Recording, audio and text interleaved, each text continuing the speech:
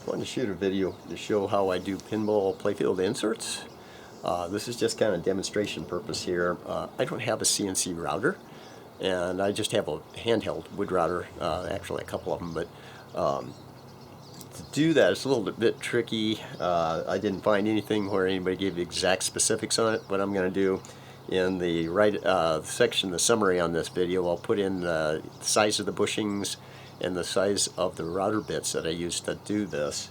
But essentially you could either buy some inserts and do the same thing that I've done here, or do like I did, 3D print them out. I found a site that has the models, the STL files for these inserts, and these are not translucent when I print out, because I don't care for the ones that I'm using for a template.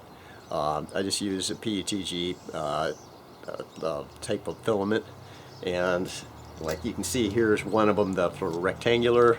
This one's already, when I had cut it out. This is an oval shaped insert. Normally, like I said, they'd be translucent, that light could shine through. Here I'm just using it for a pattern. And what I do is I come in and I take a 1032 flathead bolt and epoxy it in on there. I do the flathead so that it sits even on it and it doesn't rock back and forth. I found that about 2 inches was the best that I could, so I could go all the way through the different pieces of wood that I'm clamping it to. And essentially what it is, I start with a piece of wood. This would be, solid.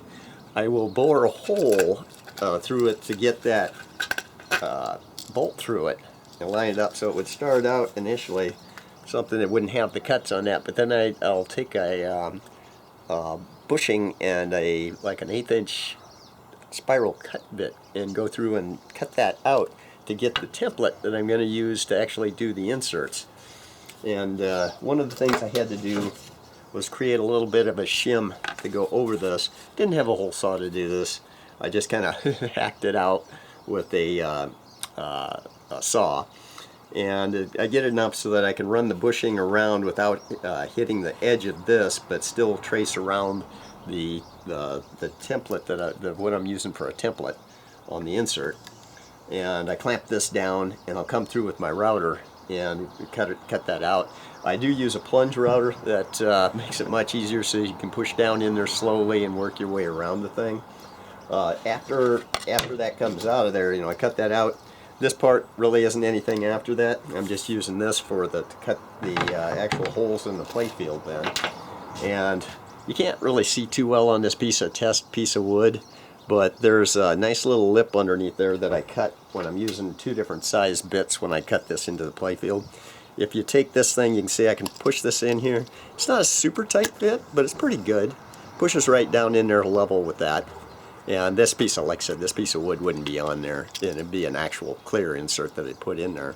But I'll put, like I said, I'll put the dimensions in the of everything, the size of all the bushings and the bits that I used in the summary on this.